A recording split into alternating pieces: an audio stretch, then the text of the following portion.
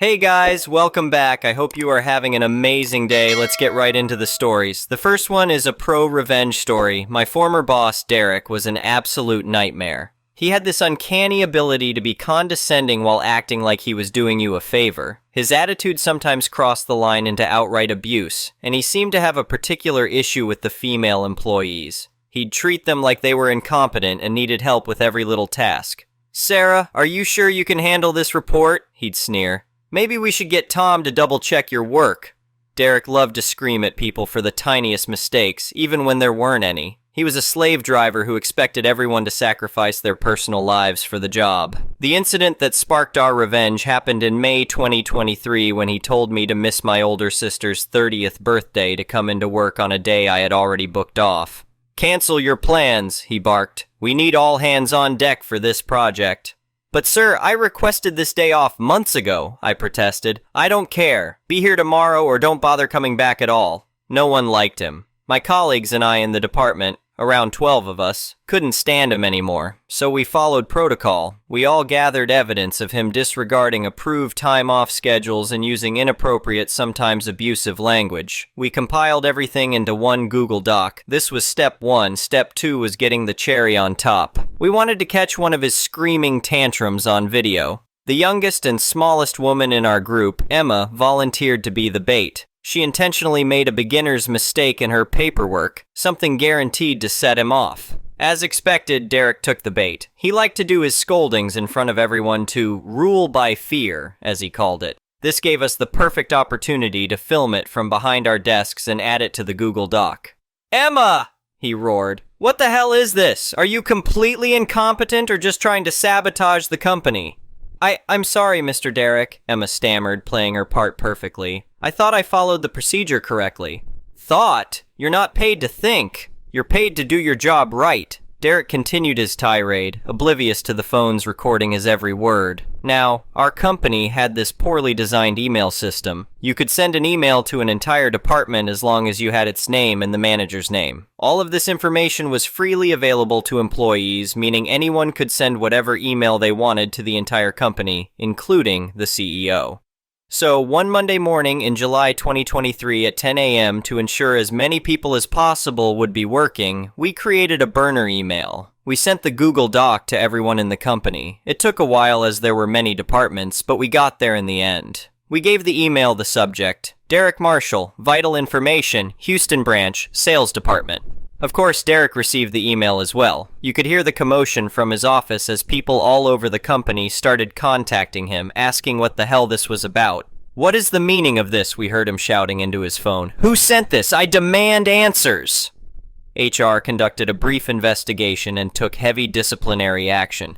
As far as I know, Derek wasn't directly fired, but he resigned a week later. A month after that, we never saw him again. He was replaced by a new manager, Jason, who was also somewhat of a jerk, but significantly less abusive. Derek's expressions during the whole ordeal still help me sleep at night. The last time I saw him, he was clearing out his office, red-faced and muttering under his breath. It was a satisfying end to a torturous chapter in our work lives. The next one is an entitled people's story. I never thought owning a farm would lead to so much drama. When I inherited my grandfather's 200-acre property last year, I was excited to continue his legacy of sustainable farming. What I didn't expect was to become the neighborhood's most hated man overnight. It all started about 6 months ago when I first moved onto the land. I was out checking the fences one afternoon when I heard the roar of engines in the distance. As I walked toward the noise, I came upon a group of about 10 people on ATVs and dirt bikes tearing across my fields. "Hey!" I called out, waving my arms. "This is private property. You can't ride here."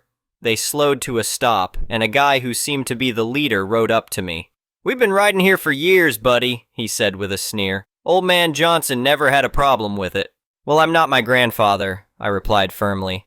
"And I'm telling you now, this land is off limits. Please leave." The guy revved his engine. "Or what? You gonna call the cops on us?" I stood my ground. "If I have to, yes. This is my livelihood you're damaging. Now go, before I have you all ticketed for trespassing." They grumbled but eventually left. I thought that would be the end of it. I was wrong. Over the next few weeks, the riders kept coming back, sometimes in small groups, sometimes larger ones. Each time I'd confront them and tell them to leave. Each time they'd get more aggressive and disrespectful. One day I found they'd knocked down a section of fence to access the property. Another time they left trash and empty beer cans scattered across my fields. It was infuriating. I started calling the police each time I caught them, but the riders would always speed off before officers arrived. The cops told me there wasn't much they could do unless they caught them in the act. Things came to a head about a month ago. I was out in the barn when I heard engines approaching. I stepped outside to see the largest group yet, at least 30 riders, roaring across my land. As I walked toward them, the lead guy, the same one from that first encounter, drove right up to me, spraying dirt as he braked.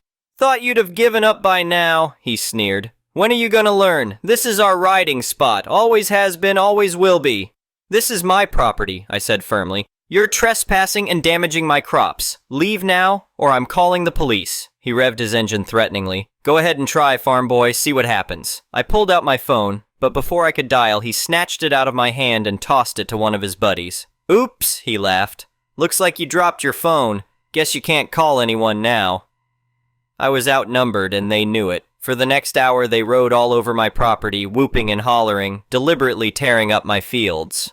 I tried to stop them, but they just laughed and rode circles around me. One guy even clipped me with his ATV, knocking me down. By the time they finally left, I was bruised, filthy, and angrier than I'd ever been in my life. I retrieved my phone from where they'd tossed it in the mud and called the police. But of course, by the time officers arrived, the riders were long gone. I'd had enough. The next day, I drove into town and met with a lawyer. I explained the ongoing situation and asked what my options were. "Well," she said, "you've done the right thing by calling police and establishing a record of these incidents. But you're right that it's not enough. Here's what I suggest." Over the next 2 weeks, I put her plan into action. I invested in a high-quality security camera system, placing cameras at key entry points around the property. I also installed several game cameras in trees throughout the land. I put up new no trespassing signs every 50 feet along the perimeter. I repaired all the damaged fencing and reinforced weak spots. And most importantly, I set up a group text with the local police department. The next time riders showed up, I'd be ready. Sure enough, that next Saturday afternoon, I heard the telltale roar of engines. I checked my security feed on my phone and saw a group of about 20 riders entering my property through their usual spot. I immediately sent out the group text to police, including a screenshot from my camera feed. Then I drove out to confront the trespassers, making sure to start recording video on my phone as I approached. "This is private property," I called out as I neared the group. "You are trespassing. Leave immediately or you will be arrested." The lead guy, cocky as ever, rode up to me. "Oh yeah? You in what army, Farmer John?"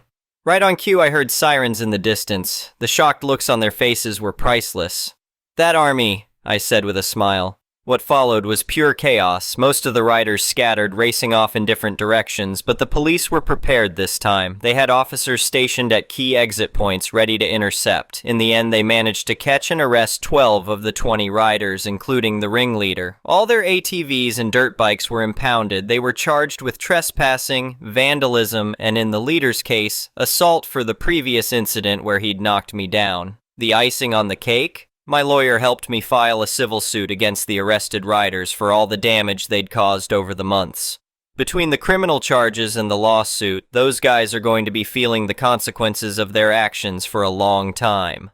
Word spread quickly about what happened. I haven't had a single problem with trespassers since that day.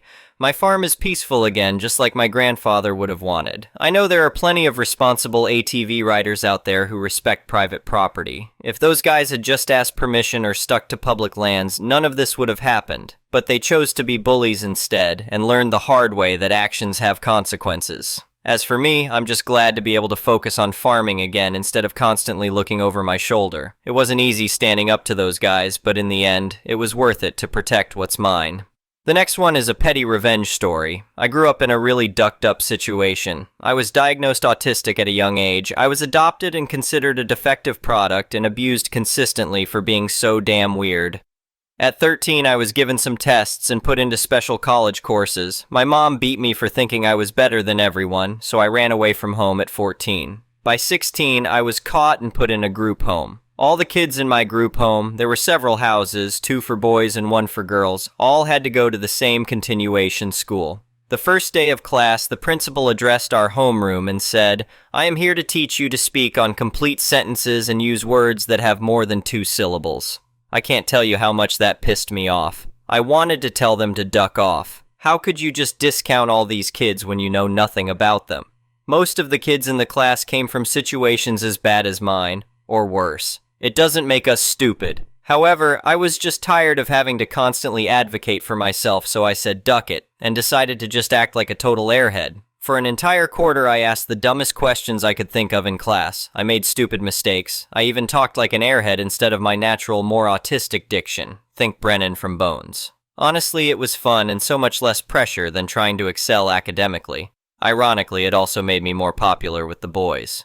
Anyhow, one day we got a creative writing assignment and I was just really inspired. I wrote a parable about a boy who lived in the jungle and befriended an alligator. It was basically an allegory about toxic relationships. I was called into the principal's office for plagiarism. They couldn't believe that I wrote it and wanted to know where I stole it from. I told them they assumed I was an idiot, so I've been acting like one. If they cared to look at any of my transcripts, they would know I'm not an idiot. They were pissed and thought I was psycho, so the group home made me meet with a psychologist for a day of testing. He said I had an IQ of 152 and borderline personality disorder. Later, the diagnosis was changed to autism, ADHD with CPTSD.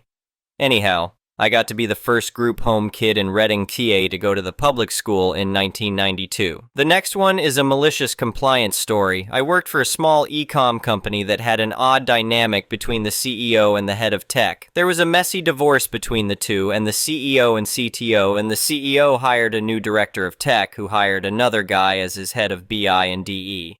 Initially, they seemed fine, and they talked about all their plans about how they were going to fix all the old code that did make the systems and websites slow and potentially crash. But as time went on, we all learned that these guys were literally just talk. They couldn't deliver anything they promised, were very arrogant, and took to taking 2 to 3 hour lunches at the bar and getting drunk. But because they kissed the CEO's ass and because he hated the old CTO, he kept forgiving them, in spite of frequent protesting from the other teams in the company. One day, everything seemed to go awful. I lead the DS Analytics team at that time and had a report that pulled in internal stats as well as API calls to Google and Adobe. Our live reporting showed that our conversion rate had fallen off, and a quick check with the members of tech that were old hires of the old CTO and very reactive and competent confirmed that the website had suddenly gone down around 9:30 a.m. We called director and the BI guy, but nobody could get a hold of them. They rolled into work much later after the issue had been resolved. Everyone was pissed we could reach them, but they claimed to just be heroes that quickly handled the issue, which they stated definitively was a DDoS attack that they eventually managed to thwart.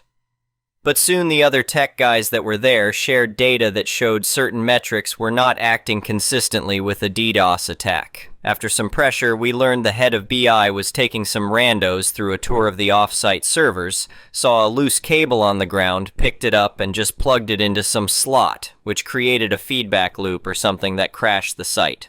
They had then gone to the bar, and when they noticed the calls, they raced back, unplugged the cable, and then rebooted the servers, causing everything to work again. They got ripped to shreds for their awful behavior. Even the CEO piled on. The two jackasses never fully admitted this was the cause, claiming that it was a DDoS attack and a coincidental and exactly timed feedback on the servers. This is when they got petty. Claiming security was bad, they removed everyone's ability download/upgrade call any API without them signing off on literally everything. They hoped this would punish us all, and initially we were really upset, but the CEO was back to supporting their shenanigans. That's when inspiration hit. Everyone impacted tried to do as many new downloads and updates we could possibly do. In particular, my team, using primarily R and Python at the time, began to require checks to upgrade every library in our code base, and created several scripts that had no real purpose other than to load lots of libraries, hit APIs, and make plots. These tech guys didn't know how to read either language, and while they suspected shenanigans, they couldn't prove it. It got so bad they would have to spend hours every morning with our team approaching every check with a password entry. The best came when they went into our code that was functional and commented out all API calls. The scripts failed to run, and an important automated report couldn't be updated, leading to the CEO being unable to update his presentation for the board. We showed him the commit that the BI guy had made and what he had done without consulting us. The CEO screamed at the guy for 30-40 minutes and was threatening to fire the guy. The arrogant jerk was reduced to tears and was crying and begging to keep his job. They immediately announced a new security patch and let us all download everything. I got a new gig shortly after, but found out the two eventually were fired for incompetence and being drunk on the job. One of the awesome original tech guys is now running everything, and as near as I know, there haven't been any major problems since.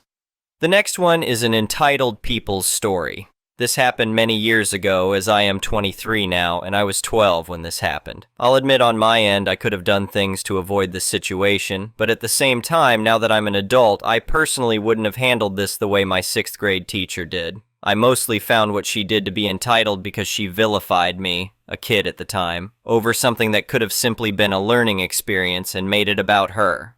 Basically, when this happened, I brought in cupcakes since it was my birthday. The cupcakes in question were from Costco. My dad was the one to pick them out, and I'll admit that was too much for kids. One of my flaws is that I'm a people pleaser, and back then I was one. Basically, during lunch, I distributed the cupcakes to all of my classmates, minus a couple who declined to have one because they were huge. Plus some of my friends from other classes, then some other kids I wasn't close to asked for one, and I gave one to them when I definitely shouldn't have. One of those things where kids are only nice to someone when they have food. There was one cupcake left over and I was going to offer it to my teacher, but once we got back to the classroom, my teacher decided to put me on the spot in front of everyone. Basically, she said it was an insult that I gave cupcakes to all these other kids who didn't play with me at recess and all, and were only nice because I had cupcakes, but I didn't offer one to her. Looking back, I should have offered her one then and there, but I took that as she didn't want one, so I ended up taking it home, but I did apologize to her. After putting me on the spot, she made it a point to say she wouldn't join in with the rest of the class singing me happy birthday. As a result, she made some rules when it came to bringing in cupcakes on birthdays, as she made it so cupcakes were distributed in class rather than during lunch, and that's the we had to get her permission first. I'll admit, not asking first was my bad. I definitely made assumptions based on how my classmates did things. That part I understand, however, she definitely held a grudge about it for a bit. About a month later, another kid had a birthday and brought in cupcakes, and she made it a point to ensure that I was the last person to get a cupcake. Basically attempting to teach me a lesson for how I handled cupcakes on my birthday.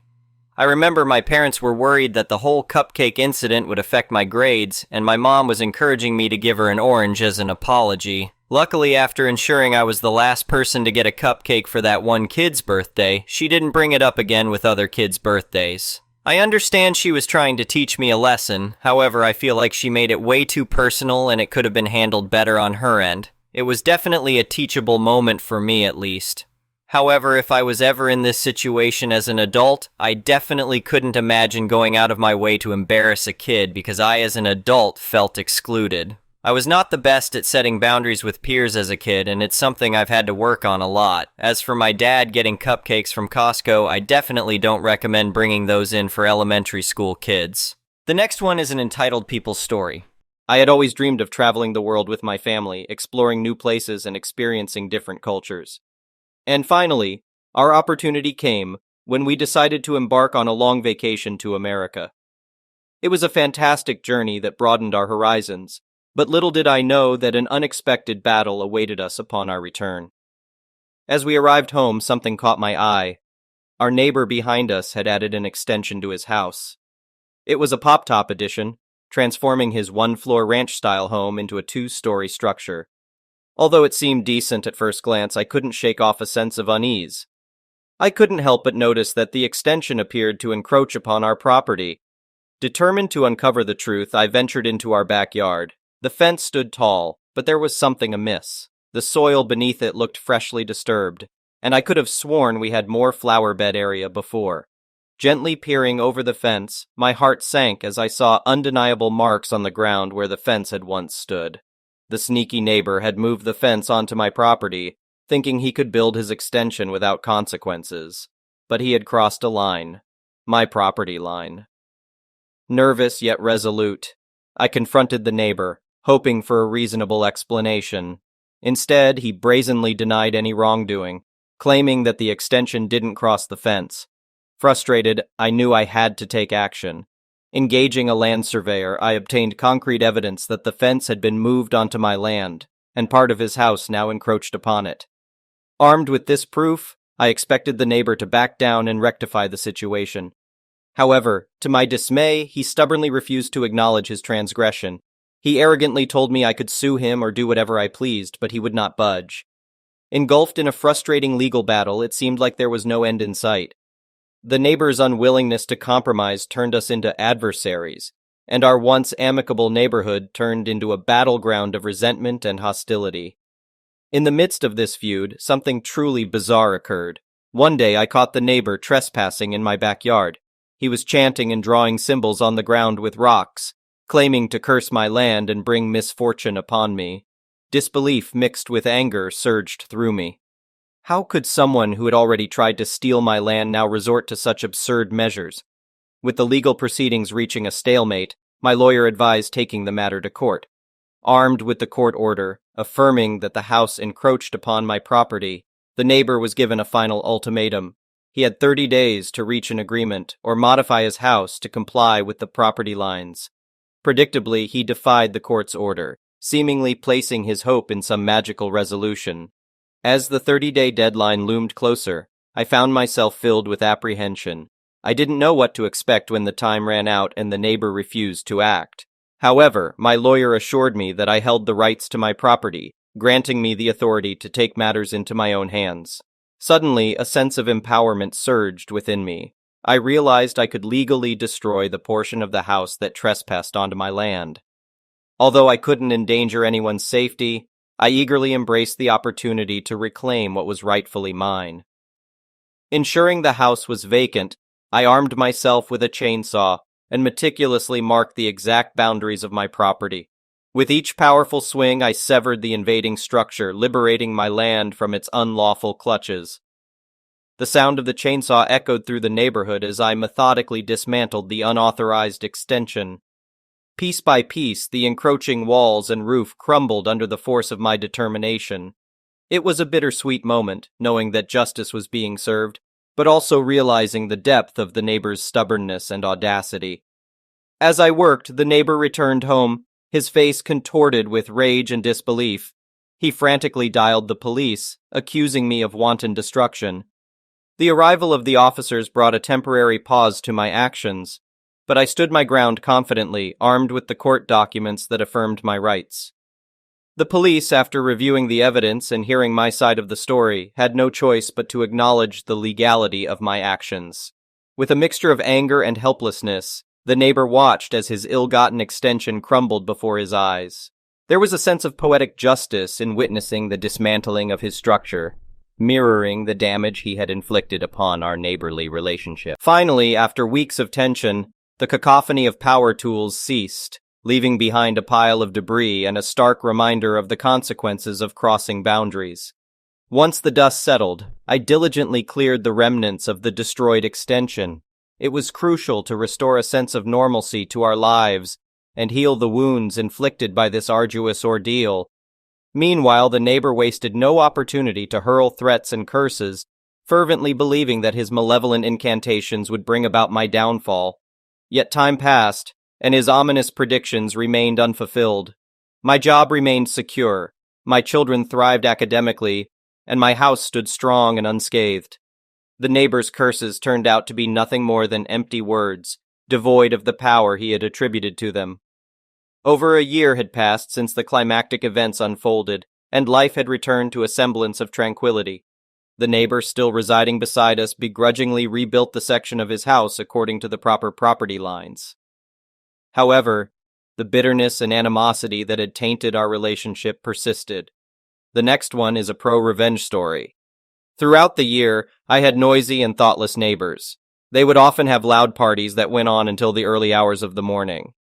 They were all in university and of Indian descent. This becomes important later on. I had called the police, contacted the apartment manager, but nobody would do anything about it. I was losing sleep, and my work was being affected as well. I had spoken to them directly, but they completely disregarded me and refused to be considerate. This went on for months, and I was counting down the days until my lease ended so I could move somewhere else. One day I was sitting and watching TV on a nice spring day with my windows wide open.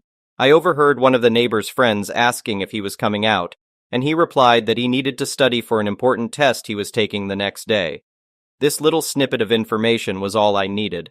After his friend left and he closed the door, I proceeded to take my speakers and place them against the walls near where I knew his desk was. I often saw him studying on the balconies outside. I began to blare Merzbow and death metal straight at the wall. I put on my noise-canceling headphones and blasted the music as loud as possible for hours. Unexpectedly, my landlord entered the apartment because I didn't hear him knocking. He was obviously furious, but I simply responded, "You never did anything when I complained, so good luck. Call the cops."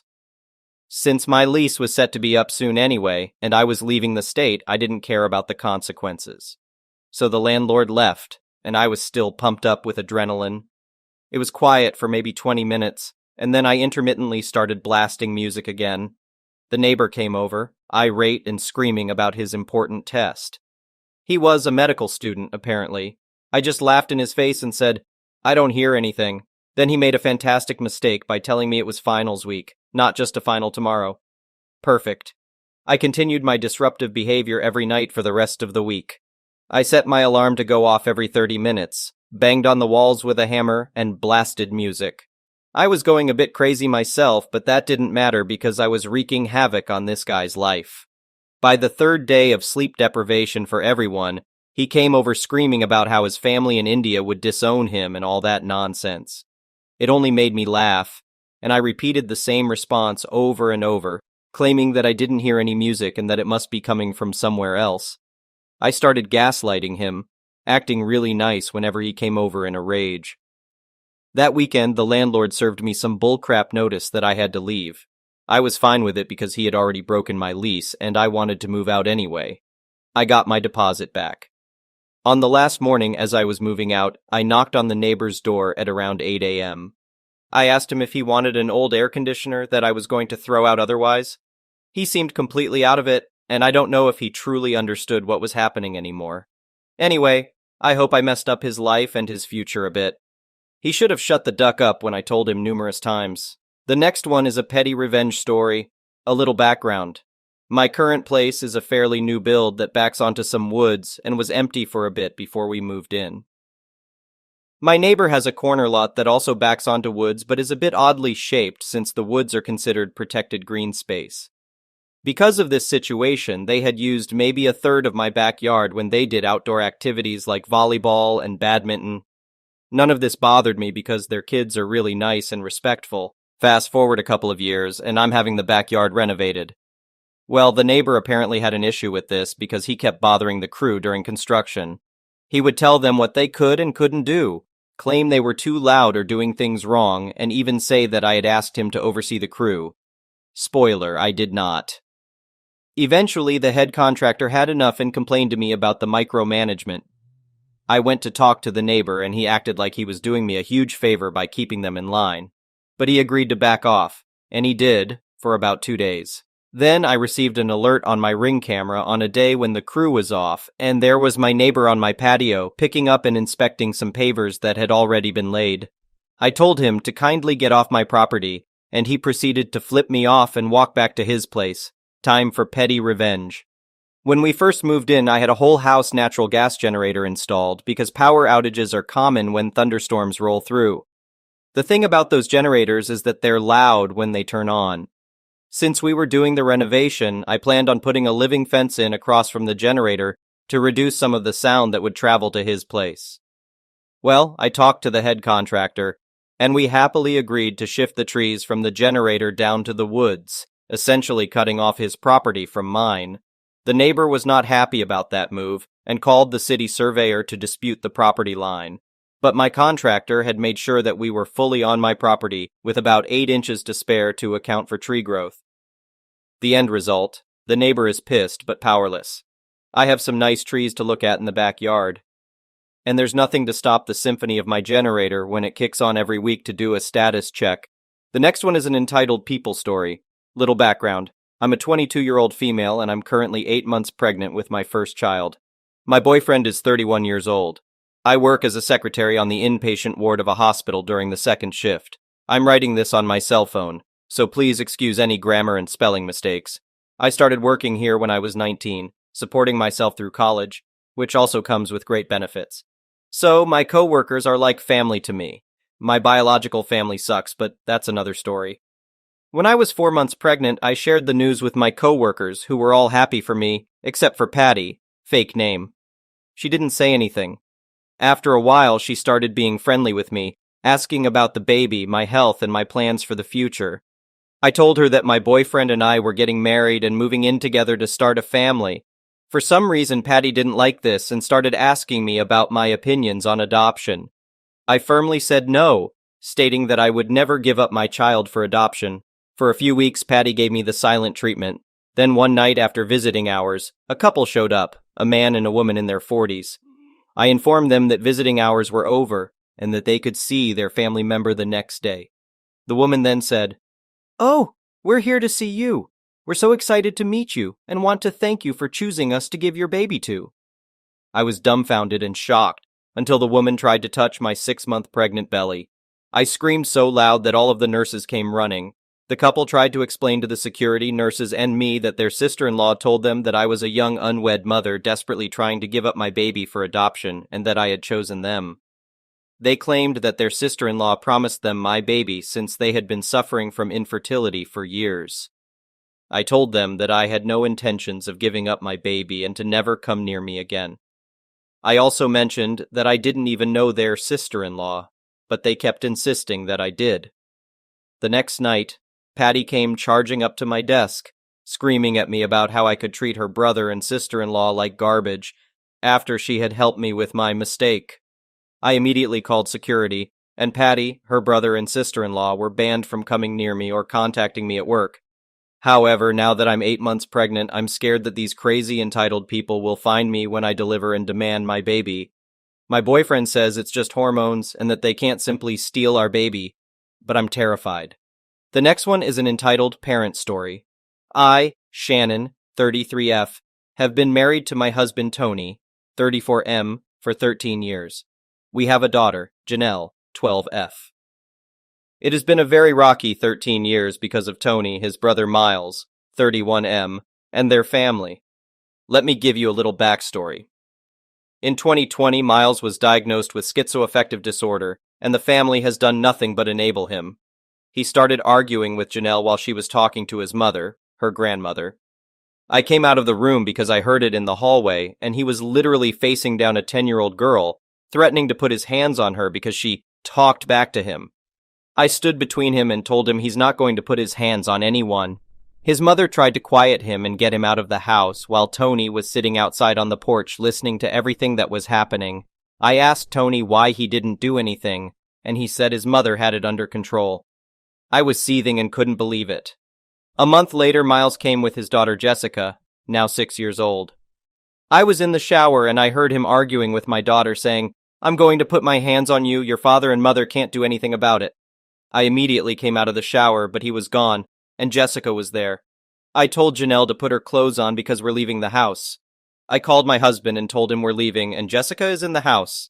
Miles returned and saw us waiting outside for an Uber. He started berating us at the top of his lungs, calling us all kinds of names. We quickly got into the Uber when it came, but he came up to the Uber and punched the window on the side I was sitting, telling us to go. I called the police when I arrived at my parents' place.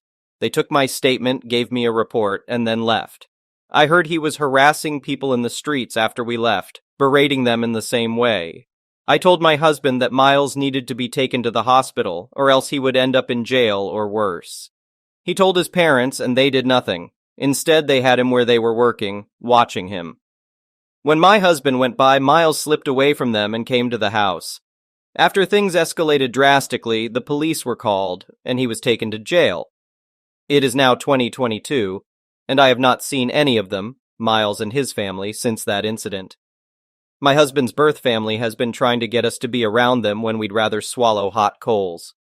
On Mother's Day, he asked my husband if he could bring Jessica to see Janelle out of the blue. I almost choked because of the audacity and said no. I told my husband that no one has apologized or atoned for anything, including him. Jessica told me in 2020 that her father and others told her not to trust me, and that I don't love her. It hurt her because she said she told them that I do love her. I've had her since she was a baby on and off. How could I not? I also told him that in the future, his mother can bring her by when we're ready. A week later, when I went to a store 2 blocks away, Janelle's grandfather brought Jessica and Miles over. Her grandpa usually knocks on the door and she goes out to greet him, but this time Miles and Jessica were at the door. She had a panic attack while Miles apologized for his past behavior and tried to give her a hug. Janelle said she was sick and backed up, but Jessica came in and spoke with her for a few minutes. My daughter called me immediately afterward in a panic, telling me what happened. My heart dropped into my toes and rolled around. It took me less than 5 minutes to get back home. Once again, I called my husband and told him what happened, then had him put an extra bolt on the door. Today my husband called me and asked if Jessica could stay for a few hours. I said no, and told him to give me a bigger heads up. I told him she could come by next Saturday.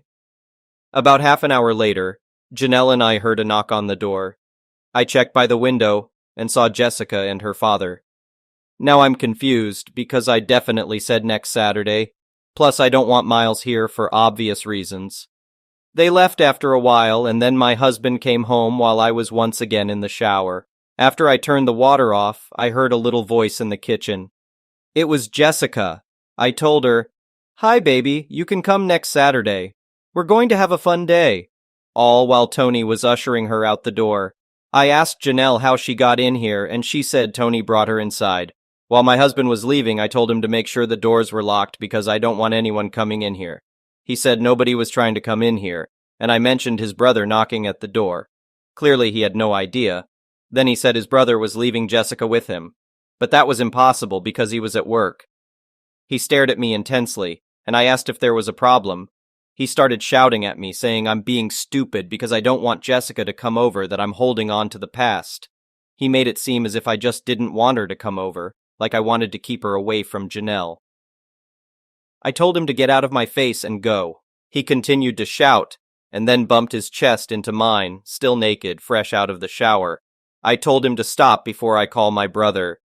He told me to call him, knowing he would do absolutely nothing if my brother were to show up, and continued harassing me. I told him if he touched me, I was going to call the police. He said, "Call them for what?" Then he proceeded to poke me passive-aggressively, trying to provoke me into retaliating. I continued to tell him to leave, saying he had to go back to work, and finally he left. My mother thinks I should drop it and let Jessica come over whenever, but I know they just want a free babysitter. Plus, I don't want to deal with these issues anymore. The next one is an entitled parent story. So I work as a secretary/receptionist at a small veterinary practice. By small, I mean that there are 2 vets, 3 nurses, and me, 6 employees in total. One of the vets founded the practice 30 years ago, and her son is one of the nurses. Because it's so small, we really are like a family and often get together at each other's houses for drinks and stuff. Due to this, we're also well acquainted with each other's families. The 2 youngest members of the group are my daughter Ellery, 7F, and one of the nurse's sons, 8EM.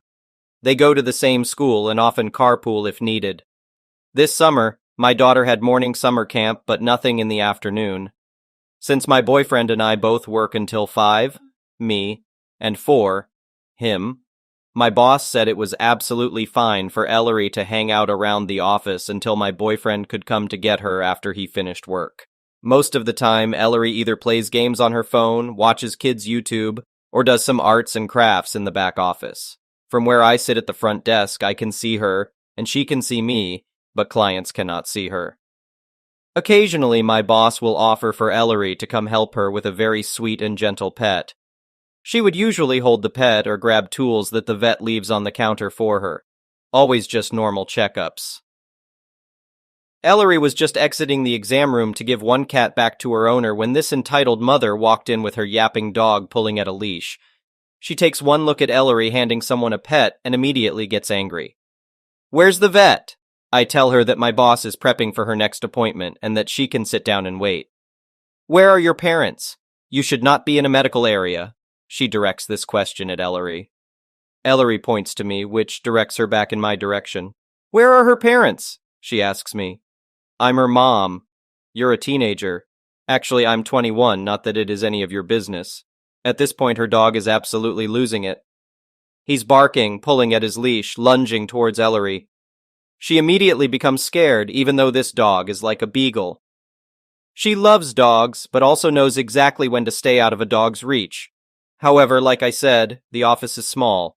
This dog is between me at the desk and Ellery. She can either try to go around the dog to get to me, which clearly the dog will be able to reach her, or head back into the exam room, a route that also puts her in the dog's path. As I realize this, I stand up to go get her, and she chooses to attempt to come to me at the desk, putting her in the dog's path.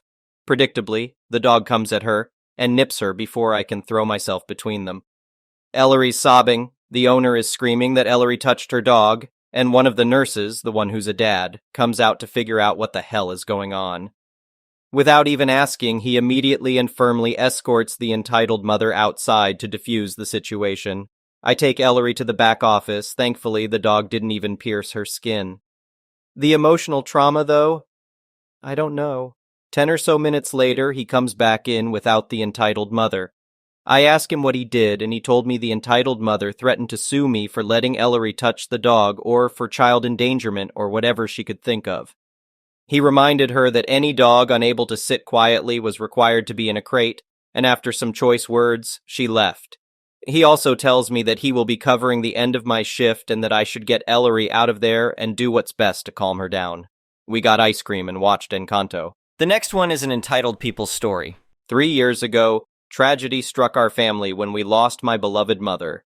The pain of her absence was particularly heavy on my father's shoulders, leaving him alone in the house they had built together, which had once been filled with love and laughter.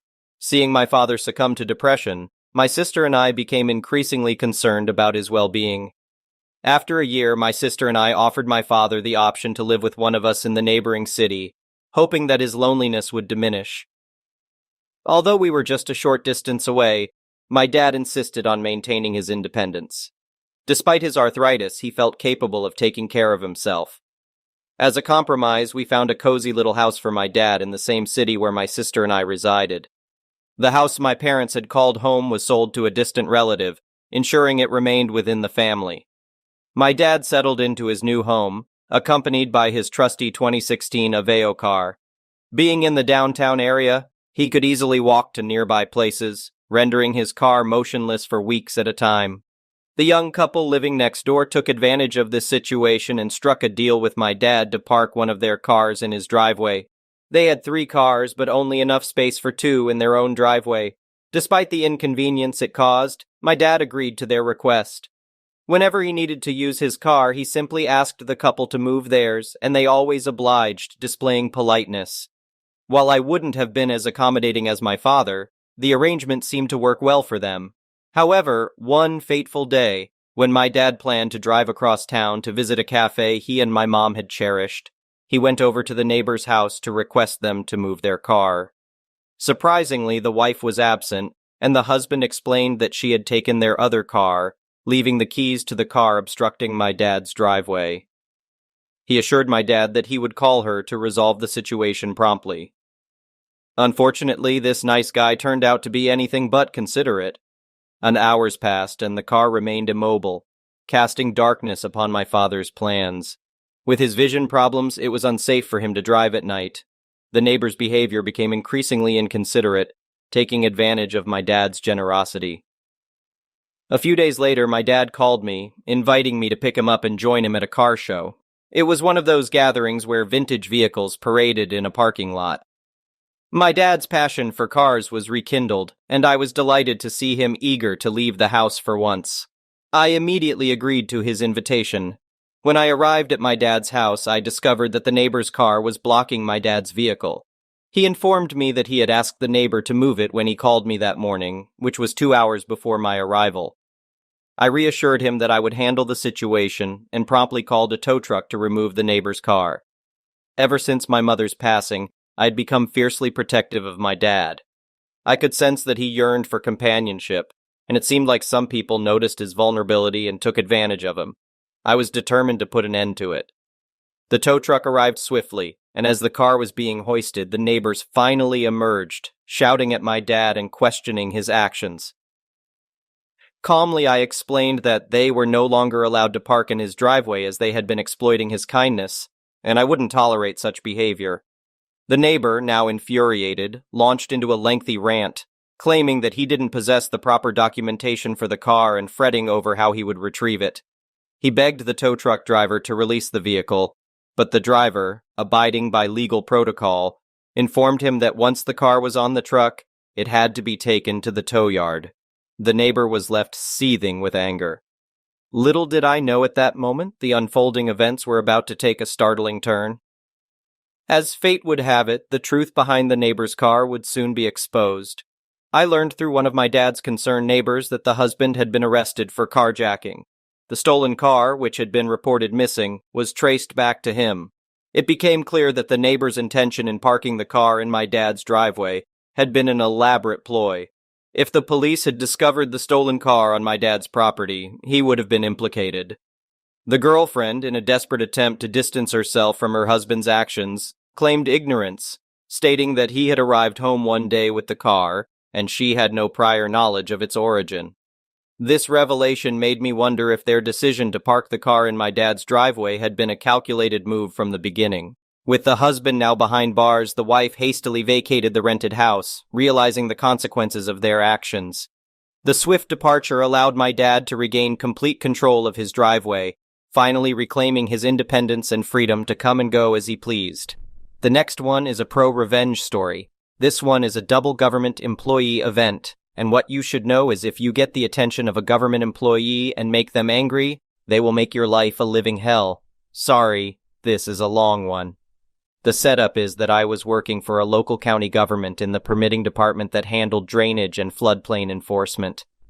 I received a complaint from a homeowner, nice guy, who lived next door to a house that was part of an incorporated village, not a nice guy. The nice guy lived in an unincorporated portion of the county, and hence the call to me as an agent of the county. I drove out to the site to investigate and discovered some interesting facts. The permitting agent for the village allowed the incorporated homeowner to fill his lot, affecting the drainage, which caused the unincorporated lot to flood every time there was anything more than light rain. Nice guy indicated that there was some tension between him and the not nice guy, and part of the issue was that nice guy and his partner were a gay couple. This raised a red flag for me, but in trying to be impartial, I took the information and some photos for the file and indicated that I would contact the village to find a resolution. I wrote a letter and then called the village inspector, Jackwagon, to discuss. Jackwagon told me that the village could do as it pleased and that I could do nothing to stop not nice guy from doing as they pleased, since it was approved by the village. There was then a comment about those types of people, the gay couple, making complaints just to cause trouble. I was now on the case, and it was time to make sure everything done on the incorporated lot was 100% legal. At this point, the game was certainly on. Because if there is one thing that grinds my gears, it is bullying. I went back out and spoke to the nice guy to let him know what I was up to, and also that I was not going to let this slide. I then started investigating the elevations on the two lots and the fill that had been placed on the incorporated lot. The not nice guy came out and started getting belligerent about my presence and ongoing investigation.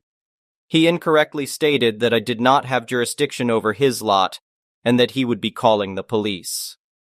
I patiently listened and then pulled out my two-way radio and requested that the home base dispatch both a village and a county police unit to the location.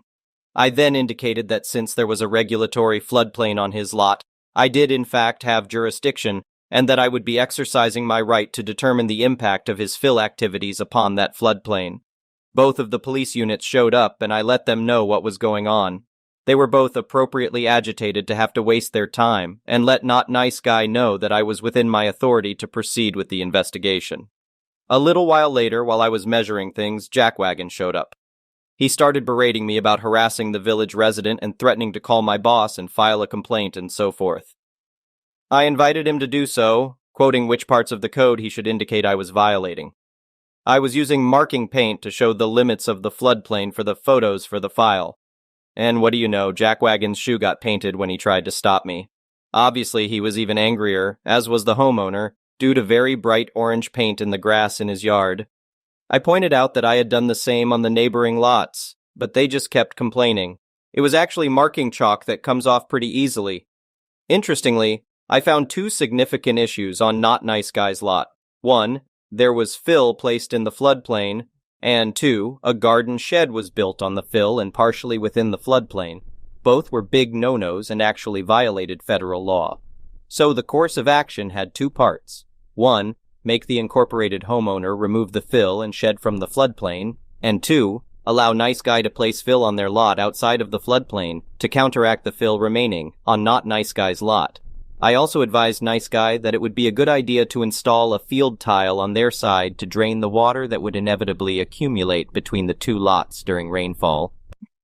Predictably, Not Nice Guy and Jackwagon became super angry when I sent the letter informing them of the violations that needed to be corrected, removing fill and shed, or applying for a revision of the floodplain with the Army Corps of Engineers. Good luck with that. This led to a meeting at the county office with Not Nice Guy, Jackwagon, my supervisor, and myself. Quickly, things escalated, and Jackwagon began yelling about abuse of power, etc. The department head entered the conference room and told both of them they were wrong and that they should leave peacefully and comply or face the consequences, fines. The best part was that Not Nice Guy had to apply for a permit, and guess who was the one to review and approve it? That's right, yours truly. Now, I was following the letter of the law, but you have to know that poor government workers are underpaid and overworked. Strangely, the permit for Nice Guy was almost immediately approved, while Not Nice Guy's permit had to undergo a very thorough review to ensure its accuracy. You could argue that I was abusing my power, but I can assure you that the timing for their review was well within acceptable limits. Also, how could I be held accountable for their misfiling 3 times before they finally got it right? Generally, if you behaved like a civil human and came to the office, we would help you get things done properly so that the permit would go through the first time. But Not Nice Guy decided he could do it all on his own, so it took him 3 tries. Had he come to the office, I would have provided him with the same level of service as others, but he chose the harder route. Therefore, I didn't give an inch when it came to the submission being perfectly correct. Ultimately, the situation was resolved, but it took a lot more effort than it should have. The moral of the story: don't be an entitled homophobic a-hole. The next one is a petty revenge story. This past weekend, my mom visited me in Canada from Ohio to celebrate my daughter's birthday. We've been through several periods of no contact throughout my adult life because of these issues. Then eventually I'd feel bad and let her back into my life. Then she starts the cycle of verbal and emotional abuse again and tries to cross any boundaries I've established. She spent most of the trip lecturing everyone she could about Donald Trump and guns. None of my friends or in-laws up here are American. Everyone is pretty left-leaning, just like her. I am also very left-leaning, but I've grown up with guns because my dad collected them and we would occasionally go shooting. During one of these rants, I made the mistake of saying I didn't really care too much about guns, but I enjoyed going to the gun range with my brother-in-law. I also said I understood why people want to own guns and felt like they needed them to protect themselves and their family. Hoo boy. In my mom's eyes, that made me some right-wing gun nut who was okay with school shootings. I wish I was being hyperbolic, but I'm not.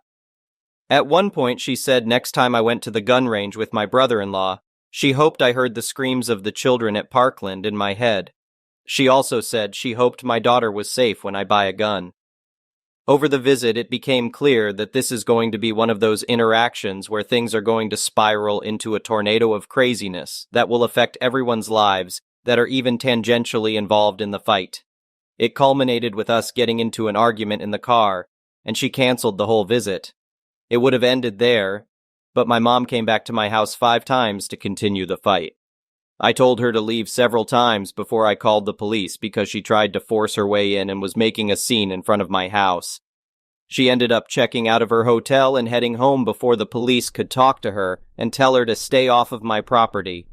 The next couple of days, she sent me texts and left voicemails filled with insults and more nonsense about guns and Donald Trump, as if the crux of our disagreement was about guns and not her crappy parenting or her refusal to get help for what I'm pretty sure is some kind of personality disorder. So yesterday I was telling my wife about some of the texts and voicemails I had received from my mom, and my wife said to me, I did something bad. I asked her what it was, and she told me that she almost wrote my mom an email telling her off. Luckily, my wife said she was way too Canadian for an actual confrontation. So her revenge? I signed your mom up for every NRA and gun mailing list I could find. The next one is an entitled People story. I have a coworker who is really disorganized and waits until the last minute to schedule things, which frequently results in calling a meeting at 4 o'clock on a Friday. Just to give you some context, my 8-hour workday ends at 3 o'clock, so these meetings make for 10-plus hour days. Moreover, because my coworker is so disorganized and unprepared, we often have to cover tasks that should have been done ahead of time, such as creating an agenda or defining desired outcomes during the actual meeting. Since these meetings are mandatory, usually occurring once or twice a month, I have to attend them regardless of the scheduled time. I receive overtime pay for working beyond regular hours, but my coworker is expected to provide at least a week's notice. Personally, I would prefer having free time rather than the extra money. Normally, if I don't receive notification by Thursday afternoon that the meeting has been scheduled for 4 o'clock on a Friday, I make other plans for the weekend, like hiking, biking, or going out. Yesterday, Friday, my coworker attempted to schedule the meeting for 4:45 but didn't add it to my calendar until 3:05. By that time, I should have already finished work, but a meeting at the end of the day ran a few minutes late, so I was checking my email and preparing to wrap up for the weekend. I noticed the meeting request and replied that the notice wasn't sufficient for a meeting outside of regular working hours. I mentioned that I wouldn't have even seen the notice until the following Monday, and I CC'd my boss to ensure they were aware that I wasn't trying to avoid any responsibilities. Naturally, my coworker was upset because they are legally required to hold the meeting, and that day was the absolute deadline before filing an extension, which my boss had explicitly prohibited, unless under exceptional circumstances. They had known about this for 2 months, but failed to plan accordingly. My boss called at 3:10, asking if I could do the meeting immediately and finish by 4:10, with plans to address the issue on Monday. It was fine, I had intended to leave town but could postpone my departure. My coworker responded to my boss via email, stating that they were using personal time between 3:10 and 4:45, so they couldn't hold the meeting during that period. They also claimed that nothing I was doing could possibly be important enough to justify my absence from the meeting at 4:45. Subsequently, my boss called my coworker, who admitted that their child's birthday party was at 6 o'clock that evening, and they needed to find a cake and party supplies before the meeting, which is why they couldn't be available. My boss became annoyed and informed them that my boss and I would conduct the meeting now, and my coworker would have to face the consequences on Monday. We proceeded with the meeting, which only took 20 minutes, and I left at 3:45. Later that evening at 10:15 p.m., my coworker sent me a text message filled with anger, blaming me for their predicament.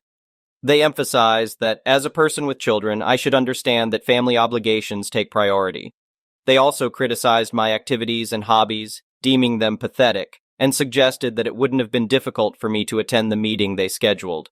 They further mentioned that they would need to correct everything my boss and I had done incorrectly since they preferred to handle it in a specific way, although my boss had already submitted it. In response, I simply wished them a pleasant weekend and expressed hopes that they enjoyed their child's birthday party. Their reply stated that they had forgotten to invite people, resulting in no one attending the party. They also thanked me for rubbing that fact in their face. The next one is an entitled parent story. I'm a preschool teacher. Oh, I've got some fun stories. Today, a mom put in a complaint about me. Her kids are twins, 3 years old, and they're an absolute mess. I love all kids, but these two are something else. Their names are incredibly similar, first of all. Picture a parent naming their twins Candy and Mandy or Mackenzie and McKinley.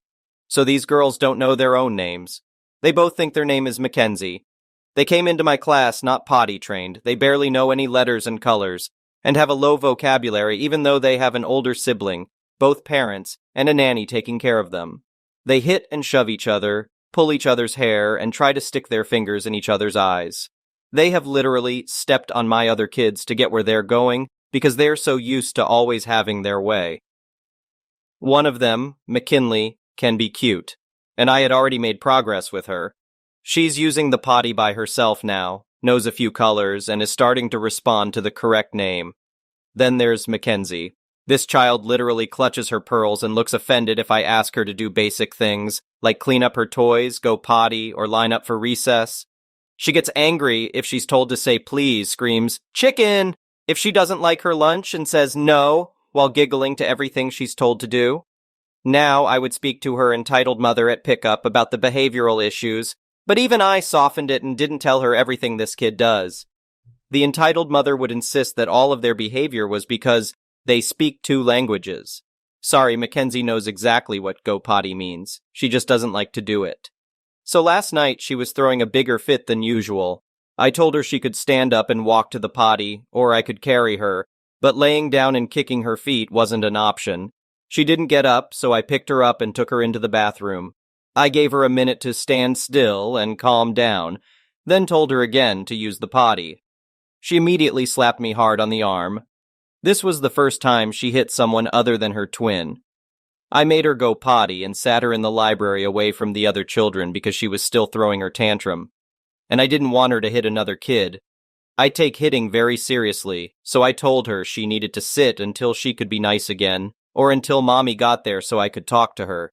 Mackenzie kept screaming and stomping, so I left her alone to cool down since my sitting by her was only enraging her more. Cue entitled mother picking up. She was rushing to get her screaming kids out, so I only had time to tell her that Mackenzie was sitting out of the group because she hit and wasn't being safe. The entitled mother asked why she'd hit, and I explained it was because she was refusing to go potty again. The entitled mother said, "Mackenzie, no, you need to be nice," and rushed them out. This morning when I arrived, the entitled mother was in my boss's office throwing a fit and demanding the twins be removed from my room. I wasn't there for the conversation, but my boss called me in later to talk about it. Apparently the entitled mother described last night as, "The teacher put Mackenzie in timeout for not going potty," which totally was not what happened. I was on the verge of a panic attack all day because I didn't know what was going on or what I had done wrong. My boss was fine with it once I explained. They just told me to make sure I'm conscious of how things look to parents when they pick up their kids. The twins were moved to the other preschool class, and at the end of the day, I overheard that teacher crying to the manager because the entitled mother had bawled her out over something too. The woman cannot handle her children getting any kind of discipline whatsoever. Unfortunately, schools have schedules to keep, and we can't spend 45 minutes waiting for your child to decide to go potty on her own. When she first enrolled them, she asked my co-teacher if we could spoon feed them. They're in preschool. Their classmates speak in full sentences, draw detailed pictures, count to 30, say the entire alphabet, and some can write their names already. I'm so hoping the entitled mother just pulls them out of the school because if she tries to put them in my class again, I'm not taking them. I'm not going to put my entire class behind because I have 2 children in my class who I'm not allowed to teach. Thank you for watching. I would really appreciate it if you could like the video and subscribe to our channel if you haven't already. We'll see you again tomorrow.